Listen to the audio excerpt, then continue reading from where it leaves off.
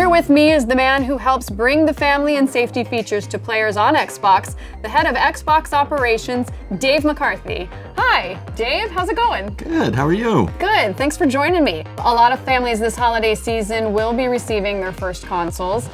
Can you tell us about family groups and why installing a child or teen account is so important for an Xbox? It really is an important foundational start with your Xbox to set up that family account.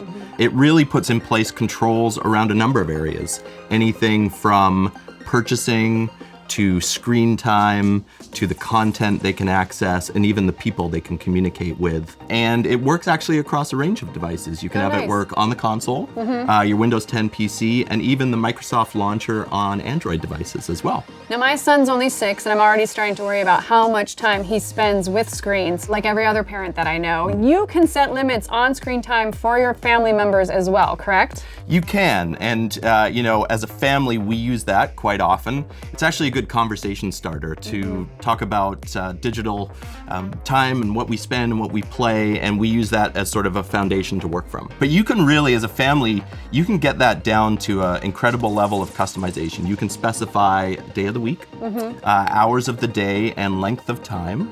And you can manage it down if you want to specify even certain games that you want specific screen time around. I love that flexibility as a family, and you can change it at any time, and it's instantaneous, the changes you make. All right, so what about content filters? Because I want to keep my 6-year-old away from titles that I don't think that he's quite ready to play yet. We've put a system in place where you're assured for a child account that they're only playing games up to a certain age level.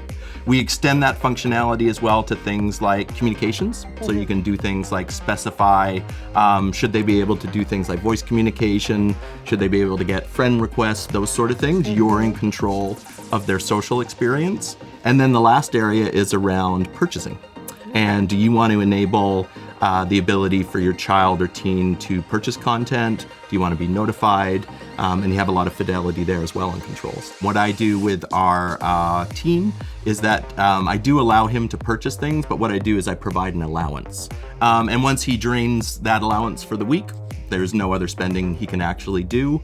I also put in place purchase notifications. So in the case of being surprised by purchases, I would get an instant email all the time to say, hey, your daughter just spent such and such, and if I want to go talk to her and have a conversation around it, I can go do that. That's awesome. Well, thank you for coming in and joining me and giving me a rundown on all of the parental controls that Xbox offers. It was my pleasure. Thanks for having me.